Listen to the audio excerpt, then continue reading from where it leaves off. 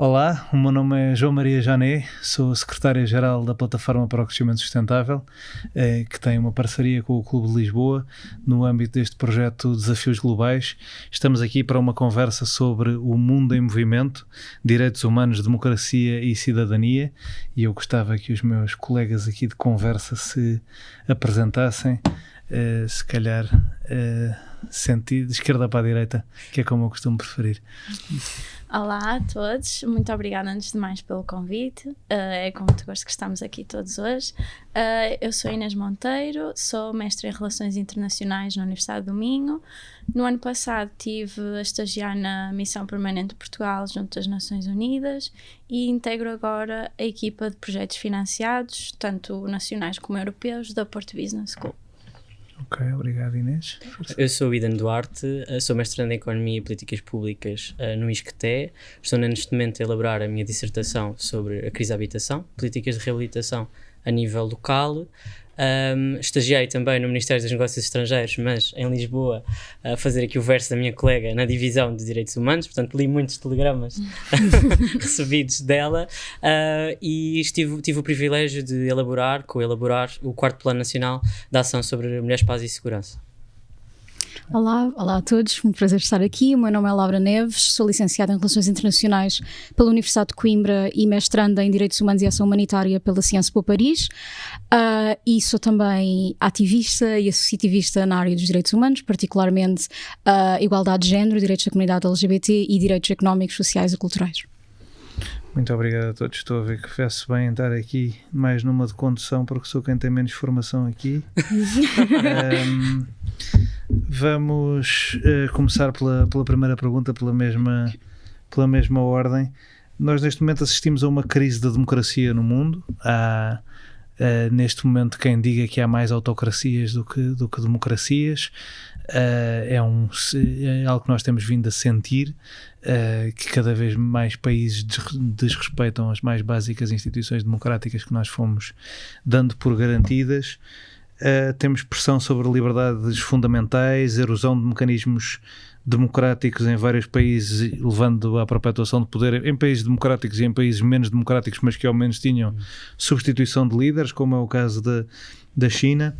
Temos o alastramento de práticas antidemocráticas e crescentes ameaças ao Estado de Direito, deterioração da liberdade de imprensa e outras liberdades civis, fenómenos de desinformação, bem como a diminuição da tolerância e propagação dos discursos de ódio potenciados pela extrema-direita populista, e não só.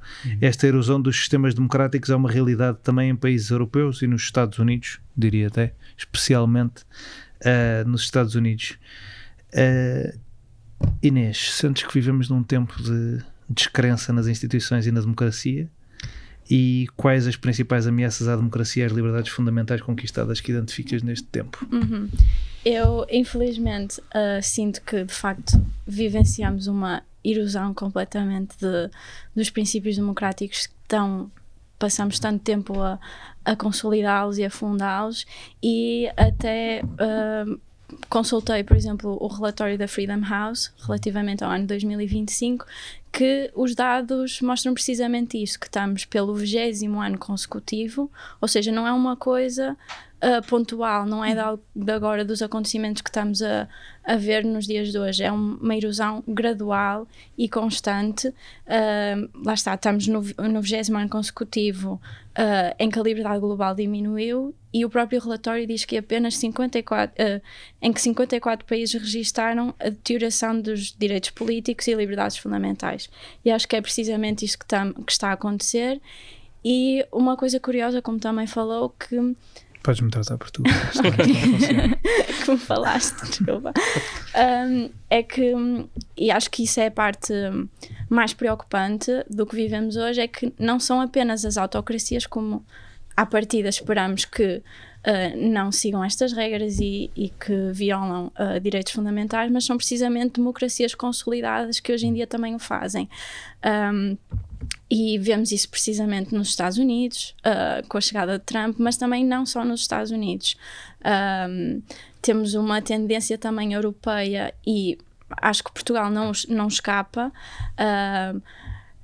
Temos também um Parlamento nacional em que se normaliza discursos de ódio, ataques pessoais, e não só, também temos tentativas de leis e, por exemplo, a lei do trabalho que querem passar, que claramente é um passo a dar atrás, que nos tira algumas liberdades que os trabalhadores e direitos que os trabalhadores já alcançaram, e também como a questão da identidade de género é a mesma coisa. E Portugal, apesar de ser uma democracia e que todos nós gostamos da democracia em que vivemos, e vivemos aqui em privilégio também, posso dizer isso, há coisas que não funcionam como gostávamos, e eu vejo que é um retrocesso no nosso país em algumas questões.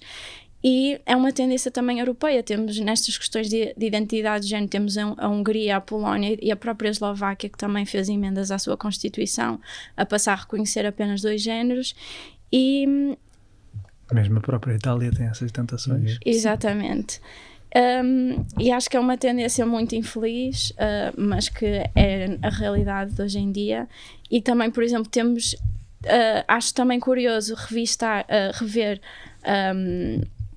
textos que já foram escritos somos das relações internacionais, conhecemos as teorias básicas e conhecemos o que já foi dito há décadas atrás, e vemos hoje não é um desfazamento, é algo que já foi dito atrás e está-se a passar hoje em dia. Por exemplo, num livro bastante conhecido, How Democracies Die, eles dizem precisamente isso, que a democracia não morre com ataques militares ou golpes de Estado, mas sim quem está no poder e está efetivamente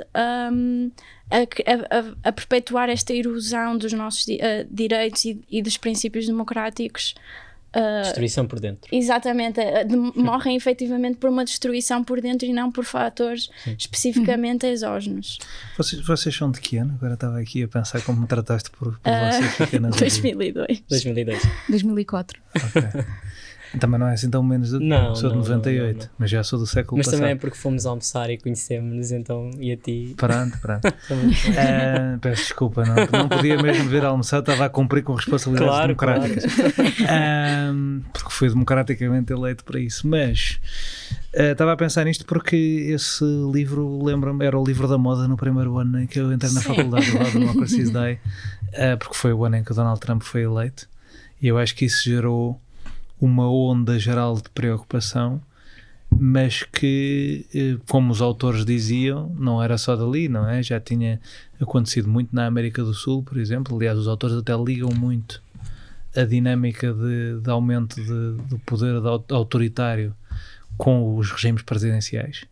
E é uma coisa que se calhar nos protege aqui um bocadinho na Europa, mas eu lembro-me na altura ler e pensar que me protegia mais do que afinal sinto agora que me protege. Ida, o que é que tu achas sobre isto?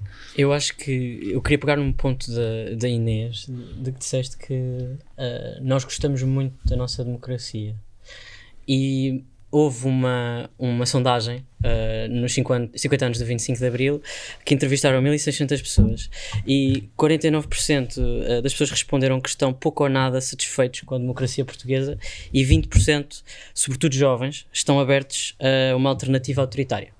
E, portanto, eu acho que nós, como estudantes de Relações Internacionais, Ciência Política, Direitos Humanos, também estamos muito numa bolha, que sabemos que participam na vida política, seja por via de associações, seja por via partidária, seja por outra qualquer, mas na generalidade há aqui um perfil que se está a criar entre os jovens de aproximação a questões autoritárias.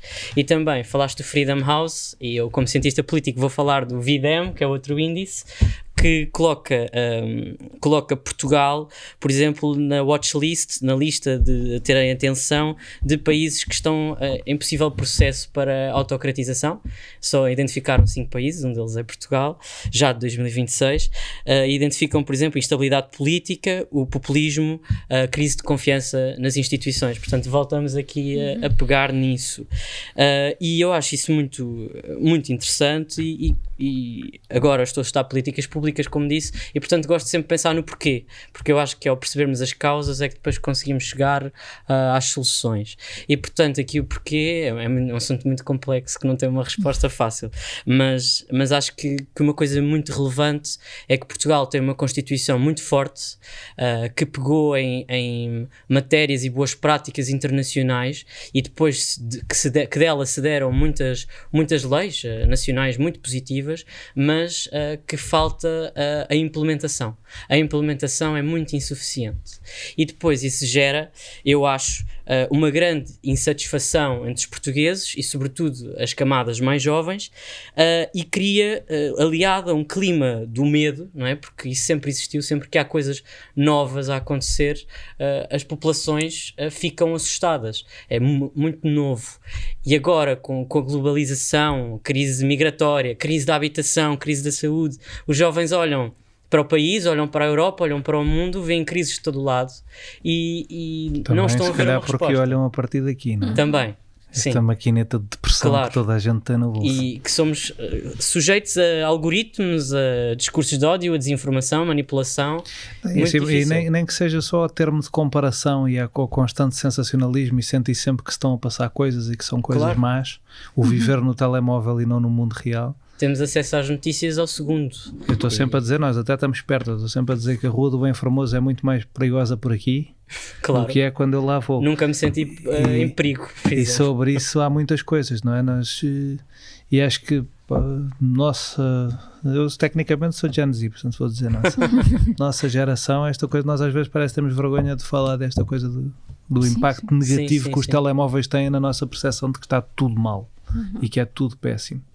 Tens uma coisa mais otimista para a tua intervenção ou nem por isso? É sim, eu acho que sim. Eu acho que gosto de dizer que sou realista, mas com um ponto positivo no fim, de pensar em soluções. Eu acho que estavas a falar disso, do telemóvel, algoritmos de informação, e também temos que pensar que isso é uma coisa que nós ativamente podemos lutar contra. Nós podemos, por exemplo, agora há uma moda entre os jovens novamente de voltar a ter telemóveis de teclas, não é? Que não temos acesso à internet. Algum de vocês tem? Não. Precisamos estar em contacto com o mundo, não é? Pela nossa área, acho que é um pouco mais complexo. Mas acho que é muito importante. Olha, que eu já conheci eurodeputados. A sério? Portugal tinha um eurodeputado até há relativamente pouco tempo que não tem um smartphone. A sério? Mas nunca teve ou foi mesmo nunca escolha? Teve. Uau, ok. Acho que assim também se calhar é mais fácil. Calhar é mais sim, fácil. sim. Se calhar é mais fácil do que depois voltar atrás. Mas é isso, eu acho que temos que nos focar naquilo que nós podemos fazer para nós e para os outros. Portanto, questionar sempre toda a informação, procurar saber mais de outras fontes, ouvir os especialistas, portanto, sejam médicos, por exemplo, essa questão da afirmação de género. Ouvir os médicos, ouvir os advogados, ouvir as organizações mundiais, ouvir especialistas, peritos internacionais, e depois praticar sempre um exercício de tolerância que eu gosto de praticar, que é: esta situação afeta a minha vida, vai alterar o meu bem-estar e o bem-estar dos outros à minha volta, é assim tão importante? E eu chego à conclusão, na generalidade das vezes, que a resposta é não, que ela não tem qualquer importância para a minha vida, e portanto vou praticar o respeito e a tolerância pelos outros. Queres dar um exemplo? Sim, por exemplo, na questão da afirmação de género, quer dizer, vemos crises tão grandes a atravessar o nosso país, e essa é a prioridade para discutir no Parlamento. Eu penso que não. Penso que há outros assuntos mais prementes e que temos que nos focar neles primeiro. Depois, já não sei, isso já não é da minha competência, mas vamos nos focar primeiro no que atravessa todos, não é? Já que é um problema mesmo, já são problemas estruturais. Não é? Depois vamos pensar em questões mais de latas. Laura, estamos aqui a entrar na tua área, não é? Um bocadinho. Sim, e inclusive não querendo voltar a trazer a negatividade à mesa, podemos. mas eu acho é que tem que haver um mix. é verdade, eu vou tentar o meu melhor.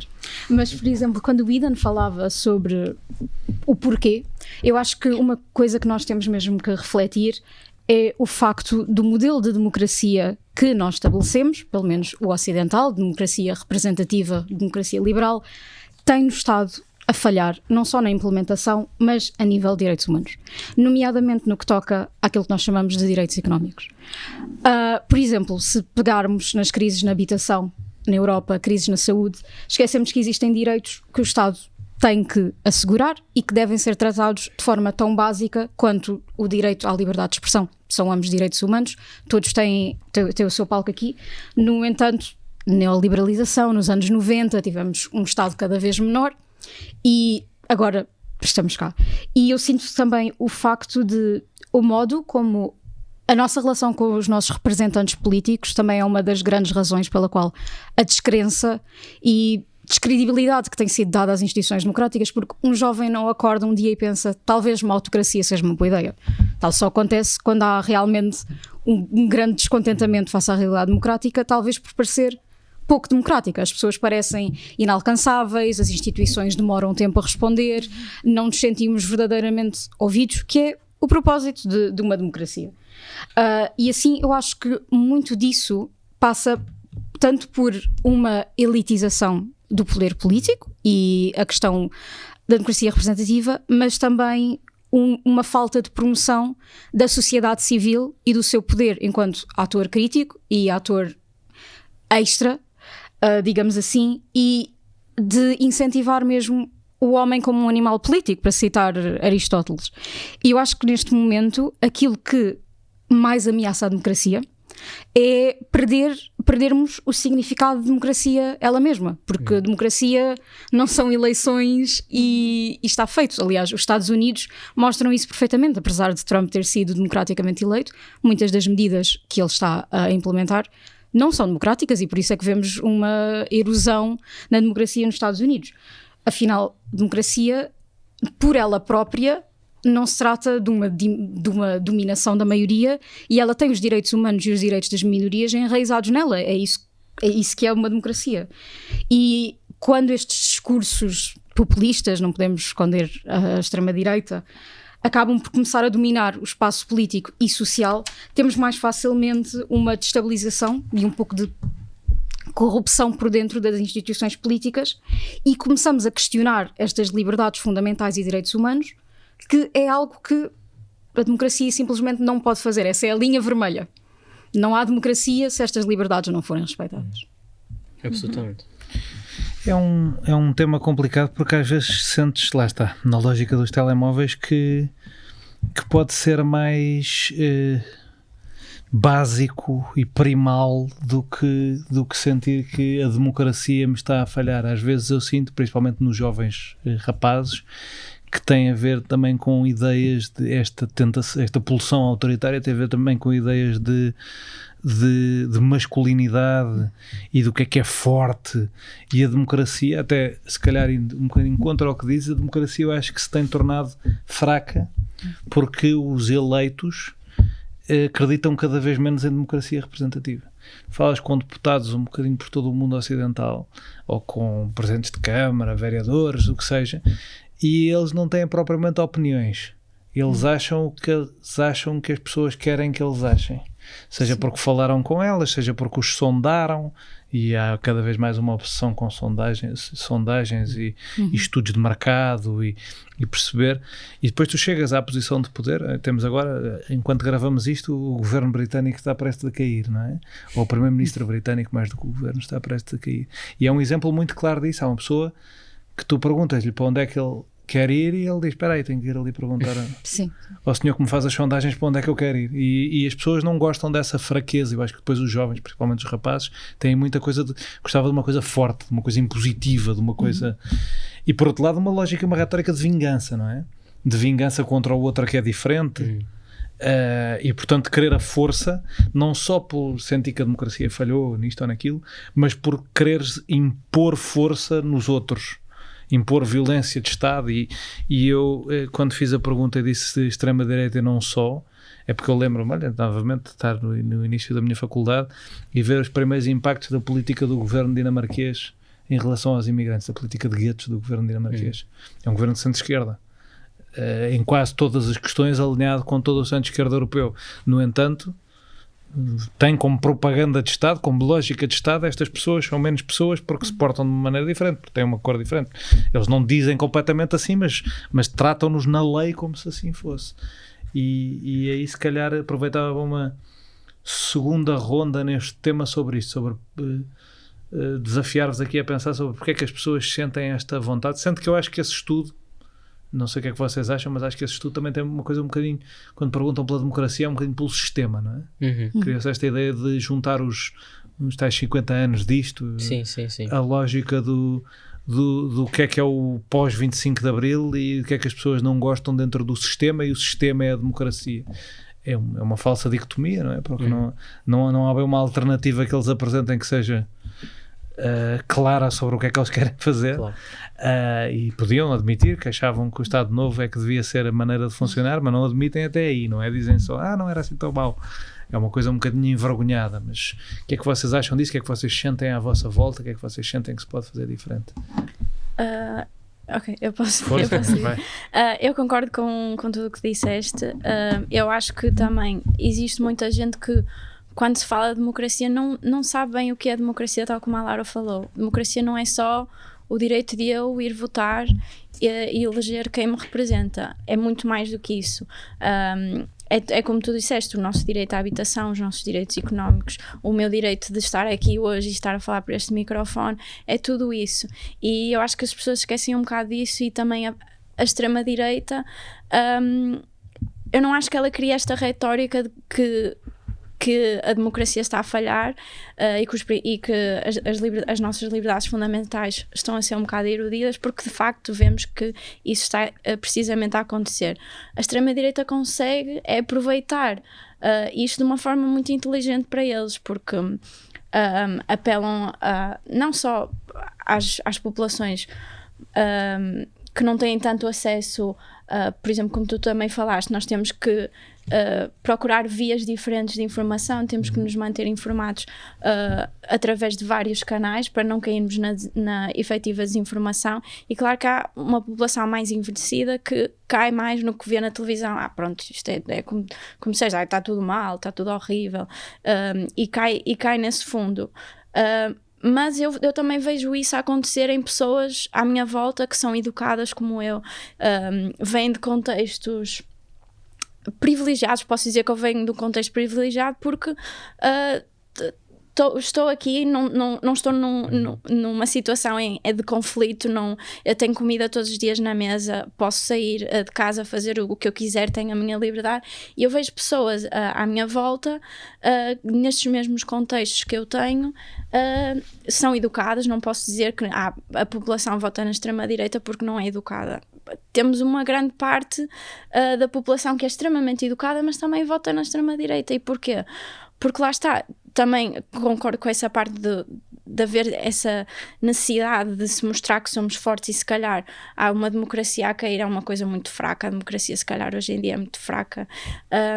Que já foi o que foi há 100 anos, não é? Exatamente o mesmo argumento. Isto demora demasiado a decidir. Vocês sentes que os jovens sentem isto? Ou agora, como estavas a pegar na coisa do privilégio, sentes que também pode ser, e pegando outra vez na coisa dos telemóveis, uma lógica de comparação, ou seja, a pessoa não se sente privilegiada em relação ao refugiado ou em relação à pessoa que passa fome, porque está constantemente a comparar-se com o futebolista multimilionário, e portanto está sempre insatisfeita em relação à pessoa que vive no Dubai. Eu acho que se calhar é mais do género que acho que as pessoas não têm tanta empatia com os refugiados. Também isso de comparação, claro, eu estou na minha bolha, estou bem, mas claro que há aquele ali que está muito melhor que eu, que foi para fazer não sei o quê. Mas acho que também é preciso também ter essa empatia com os refugiados, e as pessoas que vêm para o nosso país não são os nossos inimigos. Não são eles que nos vêm tirar o emprego, não são eles que nos vêm tirar os nossos direitos humanos, não são pessoas que vêm de fora à procura do que todos nós procuramos, que ameaçam a nossa democracia. Isso é uma falácia completamente descabida, na minha opinião. Mas lá está, acho que a extrema-direita acho que é bastante perigosa e começa a normalizar-se estes comportamentos, mas ao mesmo tempo parte também do princípio de que as pessoas próprias têm uma descrença no sistema também. Mas lá está, a democracia não parte só do sistema, e sinto também que os jovens não se veem representados efetivamente na política, porque lá está, as decisões demoram. Por exemplo, em questões da União Europeia é tudo em Bruxelas. Não acho que haja uma acessibilidade tanta para nós hoje em dia, e acho que aí também parte um bocado desse descrédito na instituição. Provavelmente nunca houve tanta, não é? Acessibilidade no sentido da pessoa poder ver rapidamente o que é que a instituição faz. Sim, mas ao mesmo tempo eu acho que... Pode assoberbar, se calhar. Mas também acho que não... Por exemplo, eu sinto que nós que estudamos estas questões somos bastante mais críticos e conseguimos perceber o por detrás de algum acontecimento político, de alguma decisão a acontecer. Mas acho que a população em geral não tem tanto essa sensibilidade, como é normal. Mas ao mesmo tempo não acredito que procuram ter, porque existe... Tal como existe muita desinformação, também existe muita informação e existem muitas maneiras de combatermos a desinformação e de nos mantermos informados, mas o que apela é o fácil, é o que aparece na televisão, é um discurso acessível que nós pensamos, é completamente certo o que ele está a dizer, está tudo, eu revejo-me completamente nisto, mas lá está, não se dão também ao trabalho de ler os programas políticos, porque uma coisa é o que eles dizem em campanha, ou o que dizem em debates ou na televisão, outra coisa é o que está escrito no seu programa eleitoral.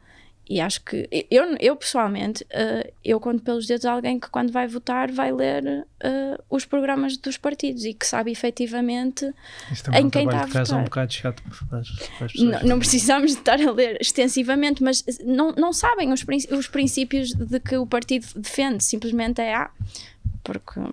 Pronto, é o que ele diz na televisão, é o que ele vai fazer. Sobre isso, Inês, vou só dizer que eu já questionei várias pessoas sobre isso. Porque é que já leram o programa político e depois digo alguns exemplos de leis e as pessoas não conhecem. Algumas propostas de leis. E as pessoas respondem, não têm tempo. Pronto, e eu também simpatizo com isso, porque as pessoas realmente hoje em dia, eu dou o meu exemplo, elas vieram do Porto e de Faro e Paris, mas eu no meu caso vim de Torres Vedras e eu vivo lá e venho todos os dias para Lisboa. É mais ou menos tão longe como ao Porto, não é? É, mais ou menos, demoro 4 horas por dia, passo 4 horas por dia em viagens e portanto, ou estou a trabalhar, ou estou a estudar, ou estou em viagens. O pouco tempo que tenho, gosto de passar com a família e dormir, Sim. Não vou ler programas políticos.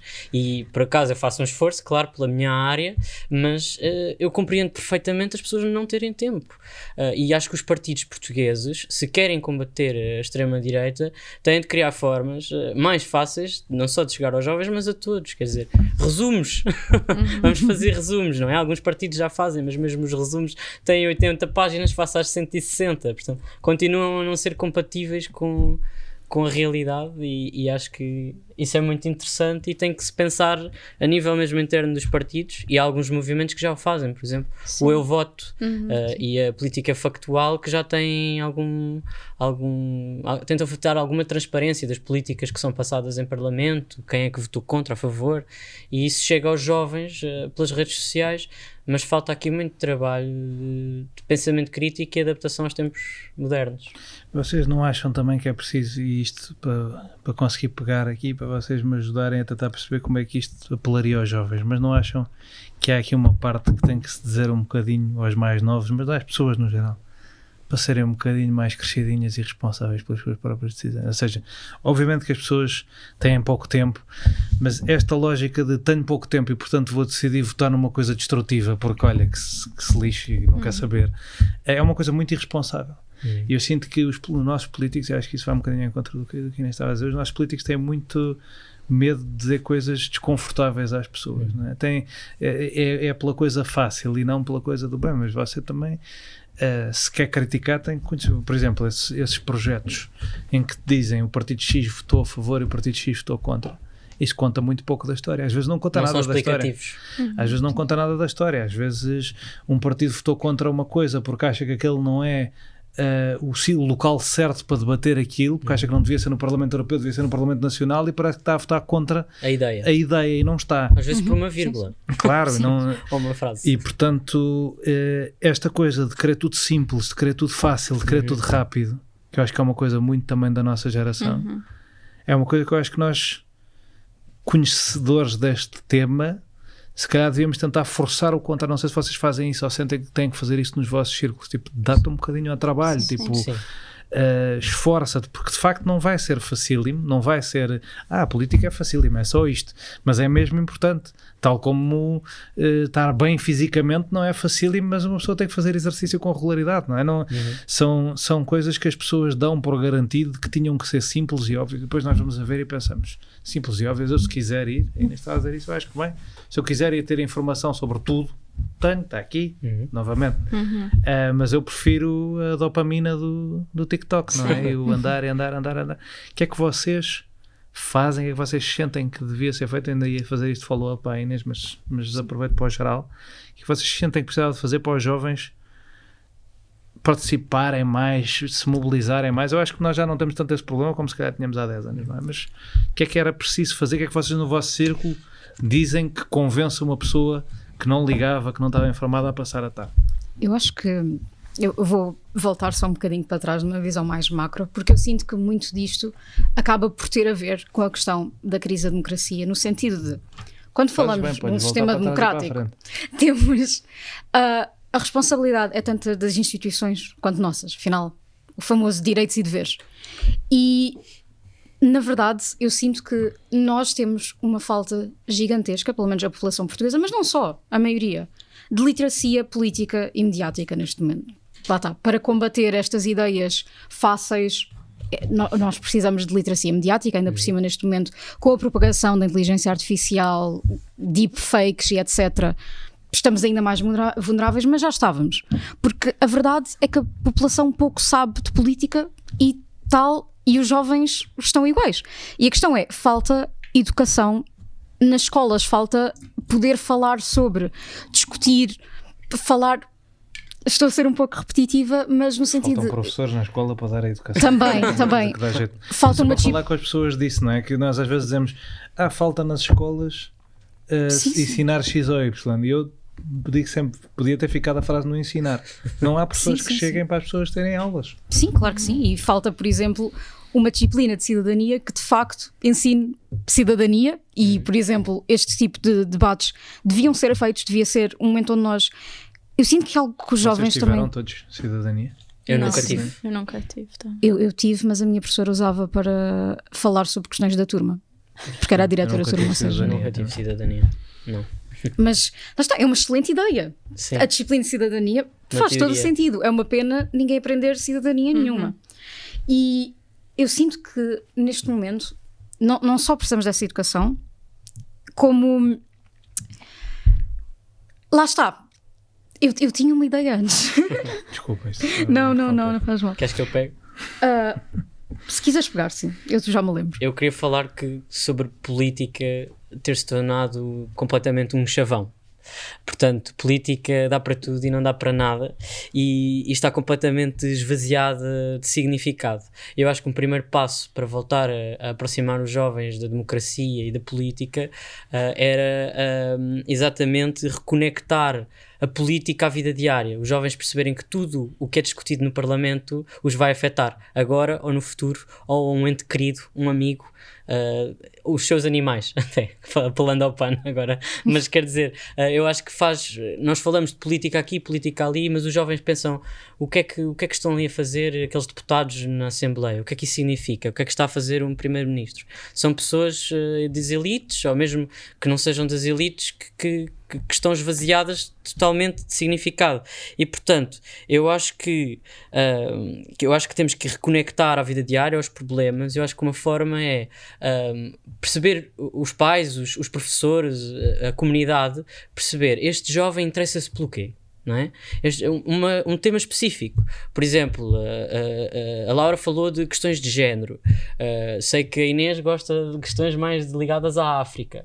Por exemplo, eu gosto de questões mais do ambiente. Então, vamos incentivar isso. Vamos incentivar a reconexão com esse tema específico. Acho que isso, por exemplo, era uma medida fantástica. Não faltam associações, movimentos em Portugal, apesar de terem alguns problemas, como a Laura disse, de financiamento e de recursos humanos. Não faltam temas e assuntos. E acho que para além disso, voltando também atrás, é que há 3 perfis de jovens em Portugal, que é os participados informados, que estão aqui hoje, depois há os alienados e aos radicalizados. E estes dois últimos vêm do mesmo espaço, que é descontentamento, e são respostas ao descontentamento que são racionais, porque se está tudo mal, ou se os jovens têm essa percepção, ou vão deixar de querer saber, não importa, aceitei a minha posição e aceitei que nada vai mudar, ou então vão se radicalizar, apoiar movimentos populistas de extrema-direita e vão pensar, isto precisa de mudar, tanto para um lado como para o outro.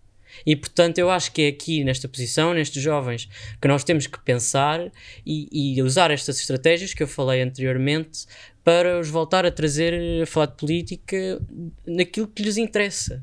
Não é preciso falar de tudo, política é muita coisa. Acreditas que dá para desradicalizar? Acredito. Por alguma coisa que nós possamos fazer e não só pela passagem do tempo? Acredito. Eu acredito porque eu estou sempre em contacto com muitos jovens, com muitas posições diferentes, em muitas organizações diferentes, e acho que há sempre possibilidade, e mesmo jovens e adultos, não, há sempre possibilidade pelo diálogo. É mais complicado, sobretudo populistas, porque, por exemplo, nós apresentámos aqui o Freedom House e o VDM, e esse tipo de pessoas geralmente já não houve factos. Já não responde a índices e a conhecimento factual. Tudo é questionável, não é? Tudo é questionado. Mas nós temos que apresentar, de um ponto de vista, nós sabemos que as pessoas, por exemplo, familiares, nós sabemos que as pessoas são boas pessoas, que têm posições tipicamente de boas pessoas e depois concordam com alguma coisa assim que foi dita por alto na televisão. Nós temos a capacidade de sentar-nos com elas e conversarmos abertamente, não criticando a pessoa, mas tentando, da forma que ela vai entender, portanto, às vezes não é pelos factos, é exemplos pessoais. Muitas vezes eu digo, mas eu já vi isso, que não é assim. Pronto. E as pessoas, esse tipo de pessoas às vezes interagem mais à experiência pessoal do que aos factos. E eu acho que é completamente possível. Eu já o fiz, eu pratico isso sempre que posso. Já radicalizaste sempre que tenho pessoa. oportunidade, faço isso no meu dia-a-dia, e se ouvir alguma conversa, eu intrometo-me e faço o possível, e acho que todos nós temos esse dever, essa missão de fazer isso pela nossa segurança e pela nossa democracia e pelos nossos valores para o futuro. Acho que sim. Ainda te lembras de onde é que ias? Acho que acabei por me esquecer completamente, mas quando o Idan mencionou a questão do 3 grupos de jovens, eu também tinha feito os meus grupos de jovens e eu tenho um que tu não tens, porque eu sinto que existem 2 fases dos informados. Os informados participativos, mas a certo ponto, lá está, acho que até já tocámos, acho que a Inês até mencionou a questão de há tanta informação que às vezes, mesmo as pessoas informadas, há tanta coisa má a acontecer no mundo que acho que é difícil neste momento não desenvolver um sentido de apatia. Então há pessoas que, lá está, é aquela ideia do o que é que eu posso fazer porque nada vai mudar. E acho que essa ideia existe não só a nível de, lá está, quando falamos em política, há vários tipos de política. Quando falamos de política no nível de topo, o governo não faz nada, a ONU não faz nada, tipo, nada vai mudar. E eu acho que também se trata muito de voltar a trazer mobilização política para o baixo, para as associações, para o nível local, apoiar as pessoas a fazer, mesmo que seja voluntariado, falar com os outros. É uma coisa que estamos a perder completamente. E lá está, eu acho que isso também puxa, esta não é a solução para a desradicalização, mas eu acho que há, para as pessoas apáticas, que neste momento sentem que a minha ação não faz nada, se todos pensar, é assim que as democracias morrem. Exatamente. Inês, alguma dica de radicalização de jovens? Eu concordo com todos os pontos que disseram, mas acho que é um bocado, infelizmente, difícil, porque pelo menos das situações que eu conheço, pessoas que têm esses pontos de vista e têm esses ideais, são pessoas que, pronto, são assim, não conseguem alargar horizontes, perceber outras perspectivas, e acho super importante, como disseste, manter o diálogo, porque não precisamos ter todos a mesma opinião política e por exemplo, acho que é bom discordar, mas discordar fundamentadamente, e tudo num sentido não de choque entre um e outro só porque temos opiniões diferentes, mas a partir do momento em que essa opinião começa a ser um bocadinho mais radical e que quer seja de um lado do espectro político, quer seja do outro. Acho que é importante sempre sensibilizar e tentar desconstruir. Acho que é muito isso, essa parte do desconstruir, porque não é tudo tão claro como as pessoas pensam, lá está, da informação que obtêm, e acho que essa parte de desconstruir é muito importante, e existem de facto associações e imensas organizações que promovem também a participação política dos jovens, mas acho que também não é muito do conhecimento de toda a gente. Acho que essa divulgação podia ser feita, por exemplo, nas escolas, podia ser feita, não sei, ir à escola uma organização juvenil e mostrar o trabalho que fazem e perceber como é que nós nos podemos envolver, porque até eu sei de imensas organizações, mas às vezes penso, como é que será que eu poderia integrar? Não sei. E acho que também falta aí um bocadinho esse desfazamento entre o que sabemos que existe, mas como é que eu posso contribuir efetivamente. Eu acho que um ponto pequenino que também acho que é importante abordar na questão de como desradicalizar é que existem, eu pelo menos neste momento eu estou a basear-me em relatos de pessoas que votaram no Donald Trump e que agora se estão a fazer o processo de arrependimento, e o que muita gente diz é que, apesar de começar a perceber, a desconstruir as ideias, mas já tinha ido tão longe que como é que eu agora volto? Perdi amigos porque votei nesta pessoa e agora vou desistir do compromisso que já meti. Então acho que uma parte dessa também é humilharam-se, não é? Humilharam-se perante pessoas que conhecem. Uma questão de ego. Adotaram posições impossíveis de defender perante pessoas que as respeitavam e de repente... E porque torna-se uma parte da sua identidade. Se eu não sou isto, quem é que eu sou? E também tem que haver esse trabalho, quando se fala de desradicalização e de empatia, também de como é que acolhemos, porque é um processo difícil, obviamente. E mais do que como é que acolhemos, esse tem sido um grande debate nos Estados Unidos nos últimos tempos, porque há muita gente a dizer que há pessoas na esquerda radical com mais abertura para acolher uma ex-trumpista, como a Marjorie Taylor Greene, do que se calhar têm para acolher dentro do Partido Democrata republicanos centristas como a Liz Cheney, porque a ideia da redenção total é muito mais sexy do que a ideia da redenção incremental, não é? Sim. Eu digo isto também, eu quero mesmo perceber-vos mais sobre isto, e se vocês tiverem experiências que queiram partilhar, ótimo. Eu digo-vos isto também da posição de pessoa que foi um jovem radicalizado. Eu também, quando tinha 12, 14 anos e me comecei a politizar, e foi muito pela internet, na altura pelo YouTube, por muitos canais, o que havia de político era muito de extrema-direita. Agora há mais opções, mas na altura não havia muitas. E eu senti que não foi necessariamente por me tentarem persuadir, mas foi uma junção de sair à rua, conheci realidades novas, não é? Sair da minha bolha de isto é normal e é ok, que eu acho que muitas vezes nós vemos nas pessoas da nossa idade ou mais novas um bocadinho isso, que é, há muito mais gente a falar com os avós hoje em dia do que havia há 50 anos, não é? Isso tem impacto, porque os avós têm posições muito mais retrógradas e reacionárias do que os pais, ou do que os irmãos ou os pares, normalmente. Em Portugal até há uma certa dinâmica. Estás a fazer assim com a cabeça e eu percebo porquê. Mas já não necessariamente. Mas em muitos casos em Portugal até há uma certa dinâmica contrária a isso, mas é uma coisa geral no mundo ocidental. Sim. As pessoas criou-se aqui uma dinâmica, eu acho que na nossa geração, que ainda não havia tanto quando eu entrei na faculdade, como acho que se calhar houve quando vocês já tinham entrado, de que ser de extrema-direita tem uma coisa, lá está a tal coisa da força outra vez, mas uma coisa cool. Uma coisa contracultural.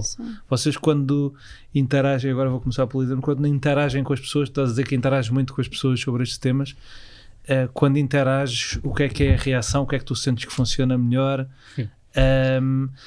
E se já sentiste, tipo, tirei esta pessoa deste buraco que a Laura estava a falar, tirei a meio do...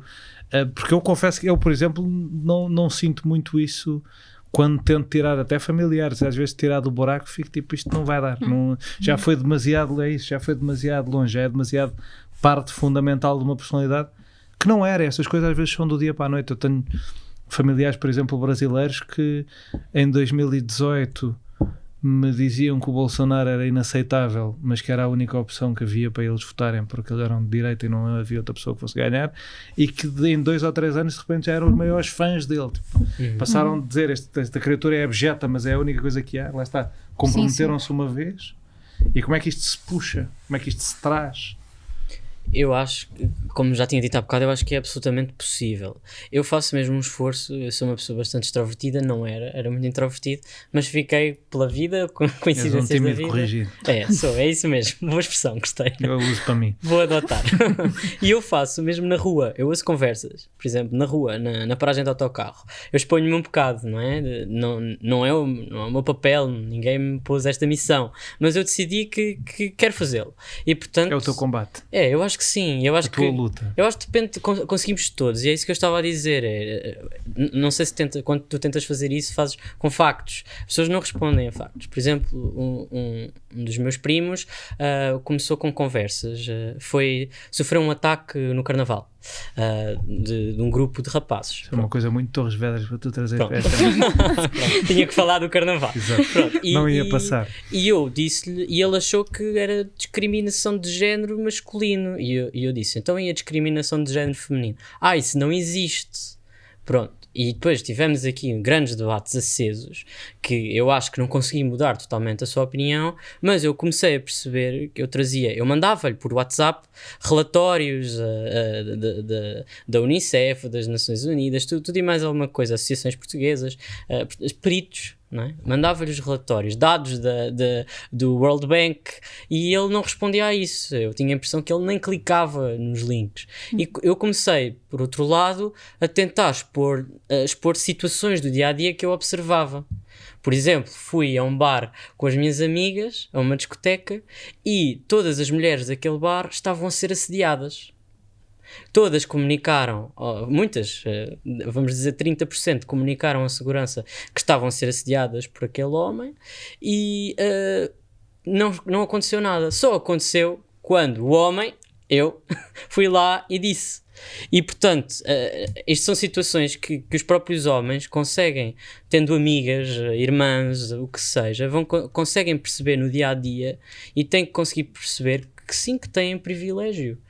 Que vivem em posições de privilégio e que conseguem só perceber, compreender. Ninguém está a dizer que têm que ser os maiores feministas do mundo, juntar-se à He4She, não é isso que estamos a dizer. Apoio, absolutamente, acho super importante, mas pelo menos o compreender, o respeitar, o ouvir o outro, que eu acho que isso é o que falta. Aí estás um bocadinho numa fórmula que eu estava a dizer, eu acho que para mim funciona, que é o socializar com pessoas diferentes fora da tua bolha, se calhar, mas há muita gente que não sai, não é? Mas como é que fazes isso? É isso, eu acho que tem que vir de algum lado essa conversa, porque para tu saíres, um jovem como é que tu apresentas uma pessoa preconceituosa a uma pessoa com quem já tem preconceito? Exatamente. Como é que tu fazes isso? Não é fácil, só se for assim secretamente, há coisas que dá para fazer assim, missões secretas assim, mas é muito complexo, e portanto eu acho que tem que partir às vezes um familiar mais progressista, como eu acho que sou eu na família, e vou puxando. A minha mãe foi católica beata de Torres Vedras a super feminista. Portanto, eu acho que isto é completamente possível, é uma questão de visão e percebemos o que é que funciona para cada pessoa. Se ela importar para nós, eu digo que faça estranhos, mas se a pessoa importar para nós e nós queremos manter essa pessoa na nossa vida e que se mantenham valores respeitados, então por que não fazer os possíveis imaginários para trazer essa pessoa a uma visão mais central? Porque eu acho que isto é uma frase, e vou deixar por aqui, que é: os direitos humanos não são partidários, ou melhor, eles são, mas não deviam ser. E deste o exemplo da Dinamarca, centro-esquerda, que fizeram os guetos, mas eu dou-te o exemplo, por exemplo, um positivo, como gostas dos positivos, do Canadá, que tanto os conservadores como os mais liberais não defendem, ou melhor, não lutam questões básicas, como por exemplo a saúde pública, quando tem os vizinhos americanos que lutam pelos testões ao fim do mês até para ter bebés, não é? Portanto, eu acho que é super, temos que olhar também para os bons exemplos, que é onde a política partidária não afeta o básico. Os direitos humanos é básico, é tudo, quer dizer, é tudo. Como é que isso se combate num mundo em que os partidos parecem viver de pessoas que precisam desta atenção e de questionar tudo e de pôr tudo outra vez no debate, e de repente não há nenhum consenso que sobreviva. Não é? Eu acho que falta um partido diferente. Surge aqui, eu acho que está um vazio político. É a tua ideia para mobilizar os jovens? Eu acho um que partido sim. novo? Eu acho que sim. Eu não sou... Há pessoas que dizem que já há partidos para jovens. Eu acho que há questões Nomeadamente de... a Iniciativa Liberal e o Livre. Pois, não me vou posicionar. Mas eu acho que falta aqui um partido, e eu já tenho nome para ele e tudo na minha cabeça, que é o Partido Humanista. E a foco deles é isso, é esta visão que eu acho que é o que Já tenta houve ser em Portugal um o partido Volt, humanista. não é? O Volt tem assim uma posição Eu mais... acho que havia um partido na Primeira República chamado Partido Humanista. Então, Havia, não havia? pode voltar. Não sei, não conheço, não me afiliei. Bom apoio técnico. Não me afiliei, tem mas cuidado, não me tem afiliei cuidado. a esse partido, não me identifico, ainda não conheço, mas eu acho que absolutamente falta. E eu vejo, estavas a falar de radicalização, do processo de ir para um lado para o outro. E a maior personagem que eu vejo agora, que eu tenho até tentado acompanhar em tudo que ele parece, é o Chicão. Sim. O Chicão, para mim, devia ser o líder do Partido Humanista. Não lhe correu bem no CDS, mas eu acho que ele no Partido Humanista ia ter todas as potencialidades e tinha aqui uma carreira nova e aproveitava-se desse vazio político. Eu acho que sim. Agora a tua solução para a política também é Francisco Rodrigues dos Santos, ou tens outra? Não sei se consigo chegar aí, mas eu não sei, eu acho que é mesmo uma questão complicada, porque lá está, nós já chegámos a um ponto onde tudo é questionável, o famoso pós-verdade. Vivemos num mundo pós-verdade.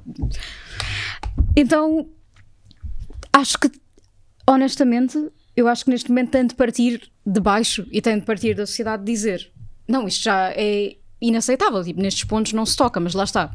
É preciso uma grande desradicalização de uma camada gigantesca da sociedade. Neste momento, como? Honestamente, não sei. Acho que... Boa resposta. Às vezes é preciso ser honesto. Sim, e não sei se consigo ser tão otimista quanto tu, porque neste momento às vezes é realmente desmotivador ver que já chegámos a um ponto onde tudo é questionável. E lá está, quando chegamos a isto, como é que voltamos? É agora que diz a tua solução. Pois, se eu a tivesse, eu partilharia com toda a gente. Não sei, talvez o Chicão me possa ajudar. Super-herói. Veste uma capa. Lá está, eu não querendo voltar para... Mas acho que educação. Sim. Por exemplo, há bocado estávamos a dizer que toda a gente devia ter uma pequena Declaração Universal dos Direitos Como Humanos. esta. Toda a gente devia receber uma. Talvez passasse por aí. Educação para os direitos humanos. Educação, lá está, política, educação mediática. Voltar a criar laços de empatia. As nossas comunidades estão cada vez mais divididas, lá está. Quando é que nós, os quatro nesta mesa, vamos ter coragem de abandonar os smartphones e ir para o telemóvel de teclas? Os algoritmos... Talvez nunca. Eu não honestamente... posso ver quando é que é o Partido Humanista. Agora já vi. Mas também há computadores. Mas o Partido Humanista acabou em 2011, afinal era Olha, mais afinal, recente do durou. que isso. Vou ter que arranjar outro nome. Mas... até me esqueci. Desculpa. Não, Estou sempre a fazer isto, a não, culpa é sempre lembrei-me. minha. Ia mencionar, porque lá está, eu acho que também muito do que falta, lá está, é aquilo que falámos, diálogo.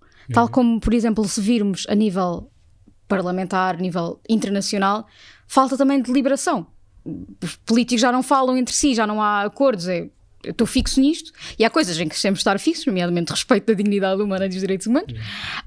Mas lá está, também porque nós já não falamos uns com os outros, não saímos da bolha, os algoritmos mostram-nos sempre a mesma coisa. Eu não sou tão apta quanto tu a falar com pessoas que não discordam, que discordam prática. comigo. É mau, é uma arte, é preciso treinar. E de facto é a posição cívica acertada. Mas lá está, eu acho que falta empatia, falta comunicação, falta olhar o outro e também saber reconhecer. Tocar em relva, como se não Falta. falta um bocado de tocar em relva. E ver os outros, porque lá está, nós só conseguimos chegar a este ponto de questionamento e de desumanização do outro, por exemplo, quando falamos de migrantes e de refugiados, porque nós não vemos os outros como humanos, a este ponto. Não, há pessoas que são... E porque achamos que é uma realidade tão afastada que a nossa que não nos vai afetar e que nunca vai chegar a sermos nós a estar naquela posição, quando na realidade não é bem assim. Concordo, eu concordo mais com a tua posição, Laura. Eu também às vezes não consigo ser tão otimista, até porque, não sei, falaste na questão de quando estavas com as tuas amigas e no bar e não sei o quê, mas ao mesmo tempo eu também acho que há aquela questão que já abordamos de ser fraco. Um homem que seja feminista é fraco. Os jovens à minha volta pensam imenso isto, porque ser feminista é... Para que é que eu vou ser feminista? Os homens é que têm que ser, não sei o quê. E voltamos a esse pensamento retrógrado. Sim, o homem não pode ter sentimentos, o homem não pode mostrar empatia com mulheres. É completamente errado e lá está. Eu concordo. Famosa a pergunta de quando é que é o dia do homem, não é? Exato. o dia da mulher. Ou a marcha hetero, por exemplo. Pois, sim, é isso. Não, mas lá está. É algo que, como tu disseste no início, é pensar se isto afeta o meu dia-a-dia. Haver uma marcha para os direitos gays. Porquê é que isso afeta a minha vida? Porquê é que isso tem que afetar o meu posicionamento? As pessoas têm direito a ser o que quiserem e só por serem diferentes não quer dizer que isso que tenha que me incomodar ou que tenha que mudar a maneira como eu vivo a minha vida. Não tenho nada a ver com essa pessoa, respeito mesmo. Se as pessoas não que esse argumento resulta à tua volta? Ou que as pessoas precisam mesmo de coisas para falar? Eu acho que... De coisas diferentes para falar, para dizer coisas umas às outras. Eu acho que infelizmente... Coisas que gerem atenção. Eu acho que infelizmente, não sei, eu vejo a minha realidade à minha volta, não por escolha própria, que essa seja a minha realidade, que é um bocado assim, é um bocado... Porque eu sou de uma cidade pequena, eu uma altura até tive uma grande vergonha, porque não sou bem de Guimarães, mas pronto, é como se fosse de Guimarães. És de Vizela, é isso? Não, sou de Fava. Okay. Vizela é pior. Estamos com muitas referências regionais aqui, é uma coisa importante para uma iniciativa global. Exatamente. Mas pronto, uma altura até foi no programa do Ricardo Araújo Pereira, apareceu... eu nem sei se devia estar a dizer isto, mas apareceu... isto é público, por isso... Apareceram um grupo de pessoas de Guimarães que eu particularmente conheço, que fazem parte da juventude do Chega, e o Ricardo Araújo Pereira a gozar, pronto, porque eles estavam a fazer um podcast, qualquer coisa assim parecido com isto, e a gozar com as coisas que eles disseram, que são, pronto... preposterous, não me estou a lembrar da palavra, isso, absurdas. E até partilharam isso comigo e eu fiquei com vergonha, tipo, o Ricardo Araújo Pereira a dizer que isto é Guimarães. Mas infelizmente eu conheço imensa gente de Guimarães que, pronto, que é assim, é mente fechada. É claro que a extrema-direita apela muito à mente fechada e é precisamente isso, é preciso sair da bolha. E a não se gerar essa vergonha, não é? Que se calhar era uma coisa que há 10 ou 15 anos havia. E o Vicente Valentim até já escreveu um livro sobre isso, sobre o fim da vergonha.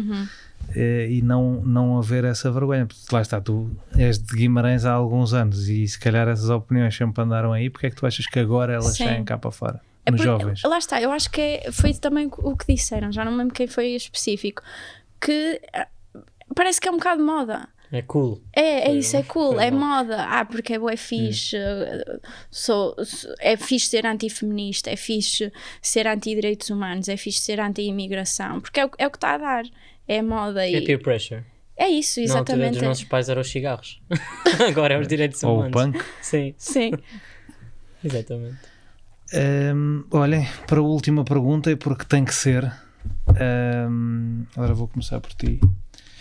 O que é que a ONU pode fazer por esta bodega toda? O que é que a ONU pode fazer? Podemos ter alguma fé nas grandes instituições internacionais, na ONU, para nos ajudar a resolver este tema?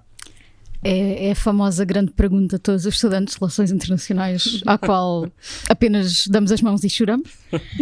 Eu acho que, no entanto, eu vou vestir a minha capinha de defesa da ONU. Muitas das coisas, é assim, vamos ser sinceros, a ONU está em crise, neste momento não se arranjam acordos, a ONU precisa de uma reforma e já vem atrasadíssima. Atenção, nada contra a ONU. Sim, até tenho amigos que são. Mas muitas falhas que nós temos neste momento na ONU não são da ONU, são do sistema internacional em si. Mas o sistema internacional somos nós, pelo menos numa sociedade democrática, que felizmente é o nosso caso, nós temos o poder de, tipo, esqueci-me de pedir contas, tipo, a contabilizar, accountability, prestar contas. Sim, aos nossos governos. Ou seja, eu acho que o que quer que a ONU possa fazer, o que quer que as organizações internacionais possam fazer, trata-se também muito o que é que nós podemos fazer, porque lá está, nós aqui não somos nada, mas somos tudo, não é? E lá está, acho que tem que passar muito por essa questão de pressão. E mesmo assim, lá está, acho que estou a ser influenciada pelo espírito otimista.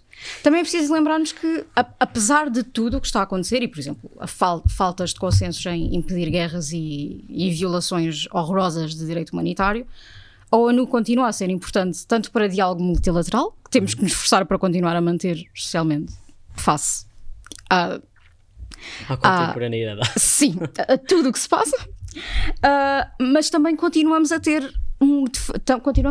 definir normas, continuamos a ter tratados a tentarem ser implementados. Por exemplo, neste momento estão a trabalhar num tratado de a contabilidade de empresas e direitos humanos. Há coisas importantes que a sociedade internacional está a fazer. O problema é, estamos a fazê-lo rápido o suficiente. E quem é que implementa? Lá claro. Está, voltamos à implementação. Boas leis, má implementação. Mas lá está, esse é o problema. Lá está, pelo visto é do direito todo, porque ia dizer do direito internacional, que tecnicamente ninguém tem que fazer, mas não tem. Não há polícia. Pois, não há. A ONU, por enquanto, não é por enquanto e nunca um super coisa. Mas mesmo a nível nacional, e lá está, esse papel passa por nós. E não existe uma coisa chamada ONU, não existe uma coisa chamada Portugal, somos nós. Inês, como é que vamos resolver a ONU? É assim, é óbvio que a ONU tem os seus problemas e eu assisti de perto a todas essas limitações. É óbvio que o Conselho de Segurança não quero dizer inútil, mas pronto, vou ter que dizer. Mas lá está, como tu disseste, a necessidade de reforma já se fala há décadas. Há décadas que toda a gente tem noção que é preciso uma reforma. Mas o problema é que isto é tudo questões de perpetuação de poder, porque a reforma é precisa nos membros permanentes do Conselho de Segurança. Mas claro que os membros permanentes do Conselho de Segurança nunca vão querer aprovar uma reforma porque são eles que ficam mais a perder com a reforma em si. E depois é uma bola de neve e é por isso que isto não anda para a frente há décadas. Mas para além de perceber todas as limitações e a inação das Nações Unidas, acho que é importante perceber também que as Nações Unidas vai muito para além do Conselho de Segurança e de todos os problemas que acarreta.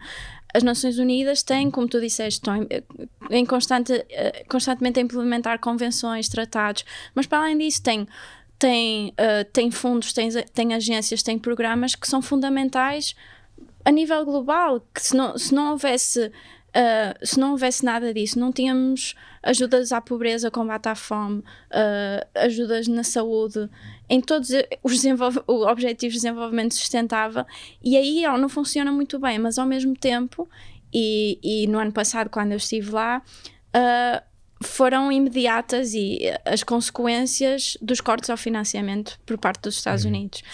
Eu, por exemplo, comecei o meu trabalho no dia 15 de janeiro, Donald Trump tomou posse dia 20, na semana a seguir já era imediato o quão aquilo afetava as negociações, porque e muitas vezes para além dos cortes ao financiamento também atrasou imensos processos que eu lembro-me de assistir, negociar linguagem que vai para um documento, que é uma coisa que à partida é um processo fácil. Não, porque agora somos contra diversidade, igualdade e inclusão, todos os documentos que propunham essa linguagem cortados. E processos que deveriam ser muito mais simples vão-se atrasando por questões que, pronto, lá está. Porquê? Qual é a necessidade? O que é que isso impacta? Não sei onde é que eu queria chegar. Podes continuar no teu rant. Sim, Nós concordamos.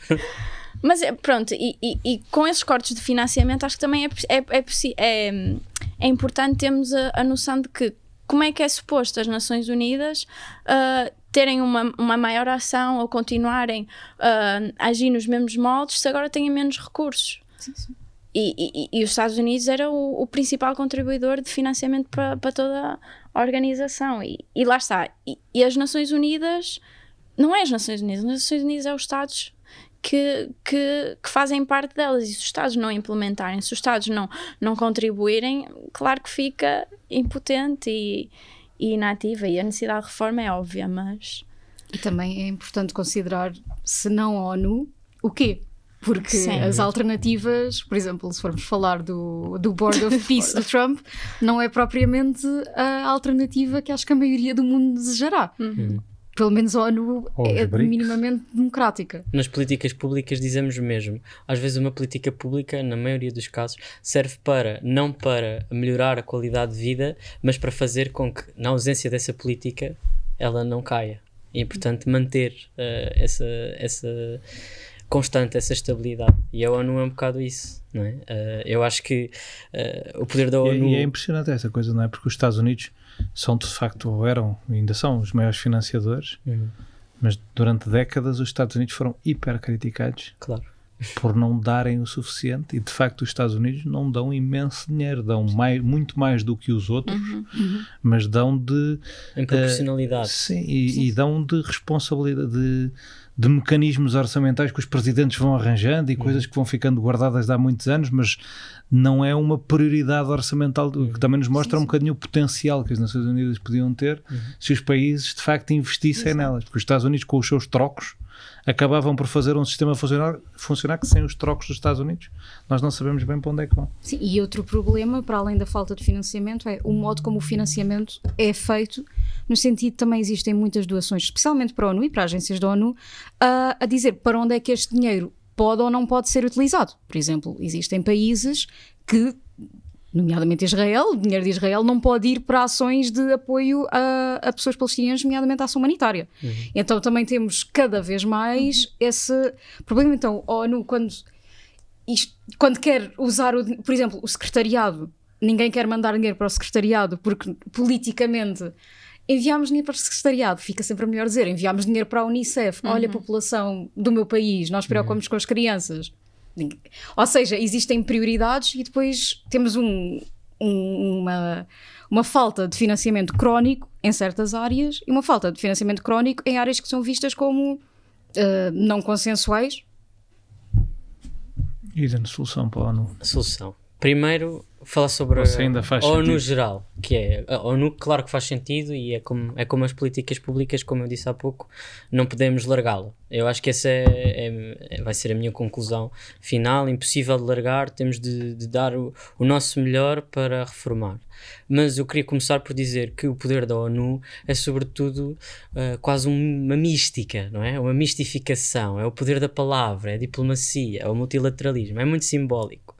E a partir do momento em que esse simbolismo vai perdendo relevância para as pessoas comuns e depois para os líderes e para os próprios Estados, a ONU perde o poder que tinha há mais anos. Mas a verdade é que isto que nós estamos a falar agora é um assunto que é discutido desde que a ONU foi estabelecida, não é? Sempre existiram violações de direitos humanos. Por exemplo, a questão palestiniana aconteceu à margem das Nações Unidas e, portanto, até anterior às Nações Unidas, mas depois sempre à margem das Nações Unidas. A guerra da Ucrânia, não é? Sempre existiram questões. Mas é isso, pontos positivos e soluções. É o que eu me vou focar. A ONU é diálogo e multilateralismo, são conversas que nós não sabemos que acontecem, com todos os estados do mundo, grupos de trabalho, que às vezes há aquela piada que os grupos de trabalho não servem para muito, é quando não se quer falar dos assuntos, mas há muitos grupos de trabalho que estão a fazer coisas que interessam e permitem aos países conversar uns com os outros sobre boas práticas, sobre coisas que estão menos bem e às vezes até hold accountable. E falando disto, por exemplo, quando em 2006 foi reformado formado de Comissão para Conselho dos Direitos Humanos, também se tentou nessa altura, o secretário-geral também queria reformar o Conselho de Segurança e não foi possível. Mas reformou-se o Conselho de Direitos Humanos, que passou a estar responsável pelo secretariado, e nessa altura foi extremamente interessante porque introduziu-se o mecanismo da Universal Periodic Review e isso é um mecanismo em que os tratados estão ligados a comissões e essas comissões fazem, os Estados são obrigados a prestar contas e eles fazem depois relatórios, as comissões fazem relatórios para os Estados responderem a essas medidas e portanto isso é público e nós enquanto cidadãos agora temos informação e mais transparência, conseguimos ver onde é que estamos a cumprir, onde é que não estamos e eu acho que isso é muito interessante. Depois foi decisiva sem dúvida em alguns momentos, por exemplo no que conta a Portugal na questão de Timor. E, portanto, não podemos deixar que... Claro que tem os seus desafios, mas também foi muito importante noutros momentos.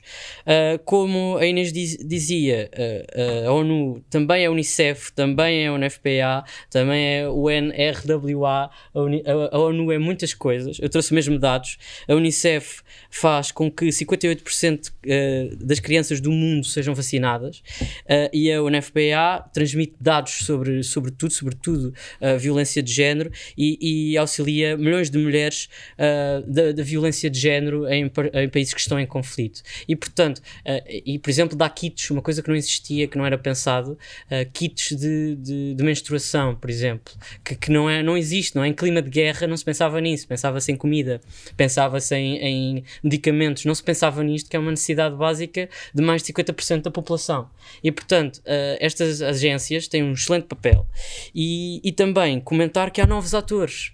Quando os Estados Unidos falham, e por exemplo, eu estive a tratar de questões de género do 4º Plano de Ação das Mulheres, Paz e Segurança no Ministério dos Negócios Estrangeiros, há aqui questões que nós vemos em debates internos e grupos de trabalho, que há novos atores a procurar até ir contra o seu aliado principal, que é os Estados Unidos, como por exemplo um ator que eu acho que vais ficar chocado, que é a Arábia Saudita, que tem se juntado mais ao Ocidente europeu em matérias de direitos de género. Portanto, assinam declarações portuguesas sobre direitos de género. Vão contra o seu aliado mais estratégico, os Estados Unidos, e têm aproximado. E isto podemos ver como propaganda política.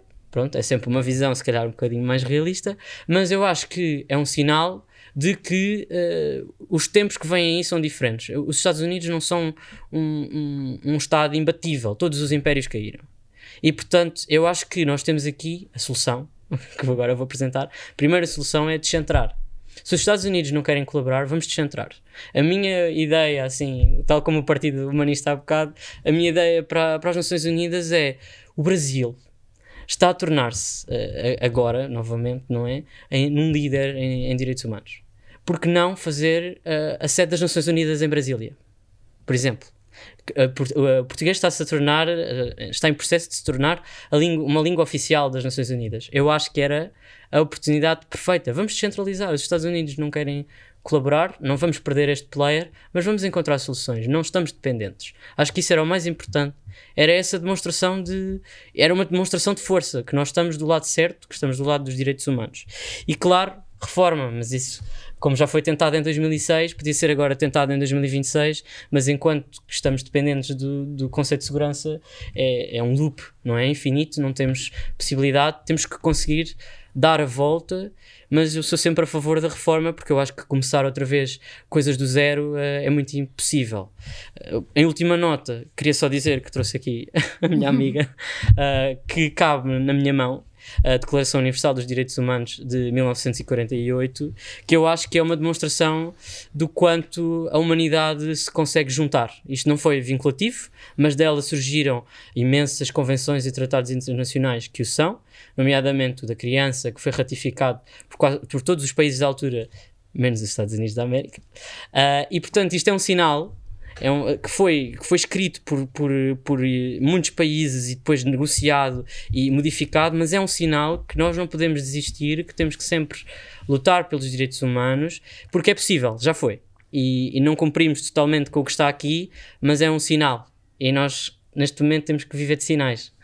Pode ser que algum sinal depois pegue fogo. Eu estava a ouvir sobre o Brasil e a pensar e a lembrar-me de há 2 ou 3 anos, se calhar, ter conversas diferentes sobre os Estados Unidos e a pensar se tenho força anímica em mim para continuar a apostar o meu ânimo e os meus valores em moedas ao ar, porque essa tua aposta do Brasil no espaço de um ano no espaço de um ano pode deixar de ser viável. Sim, por motivos políticos. Sim, é isso que queres dizer. pode não só deixar de ser e é nesta incerteza que nós vivemos, não é? Parece que todas as eleições são decisivas e definidoras e estamos sempre a escolher entre acabar e aguentar mais ou menos as coisas mais de forma periclitante mais um bocadinho. Sim, eu ia adicionar ao teu discurso que eu também acho que um dos pontos positivos e das coisas que ainda me dá esperança é que nós falamos muito da morte dos direitos humanos, da morte do direito internacional, mas ao menos ainda temos o peso da palavra, porque ninguém diz, por exemplo, nenhum partido de extrema-direita populista vai dizer eu sou contra a democracia. Ainda não chegámos a esse ponto, ainda não chegámos ao ponto de um governo, de um Estado dizer nós somos totalmente contra os direitos humanos. Não temos Estados a dizer abertamente que violaram o direito internacional. Ninguém faz isso. A Rússia continua a defender-se, os Estados Unidos estão a defender-se no Irão. Com argumentos legais. Com argumentos legais, inclusive manipular os direitos humanos. Esse é, neste momento, o maior risco. Lá está, justificar violações de direito humanitário e direitos humanos a favor dos direitos humanos. Mas, ao menos, a linguagem ainda tem poder e estes ainda são conceitos que nós usamos para não só nos orientar como movemos no mundo, mas para os Estados orientarem as suas posições. Ou seja, ao menos isso ainda nos resta. Ainda não chegámos a esse ponto de completa desalineação da realidade internacional que construímos. E eu acho que nestes momentos onde há pouca esperança, eu acho que essa é ainda uma que podemos ter e saber que ao menos contamos com ele. Inês, alguma nota final, assim, ao estilo destes discursos que agora aqui aconteceram?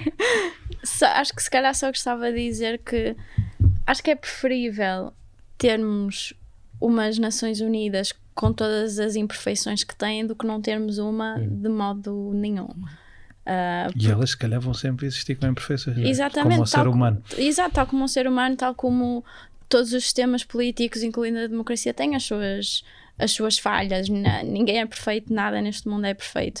E acho que é importante aproveitarmos as coisas boas que têm, as coisas boas que já falamos aqui, que as Nações Unidas ainda têm e conseguem fazer avançar e que contribuem imenso para a imensa população. Porque se não existisse de todo, não tínhamos tido os avanços todos que temos, não temos as proteções que temos hoje em dia. O que é que seria dessas pessoas? Exatamente. Populações provavelmente já nem existiam se não fosse por causa das Nações Unidas. E acho que é importante ter isso em mente, não pensar só nos aspectos negativos. Olhem, muito obrigado por esta conversa. Foi espetacular. Acho que enquanto o mundo arde é sempre bom ter assim uns momentos em que esperamos que as coisas corram melhor e ganhamos um bocadinho de esperança. E acho que se calhar ganhamos uns com os outros, lá está, ganhamos em conversa. Queria agradecer aos três por terem estado aqui este bocadinho, espero que também tenham gostado, se não também vão ter que dizer em off, porque eu vou mandar cortar antes. Obrigado ao Clube de Lisboa, obrigado à Universidade Autónoma de Lisboa e obrigado ao Instituto Camões. Eu estive aqui a representar a Plataforma para o Crescimento Sustentável e fica aqui a nossa conversa. Obrigado.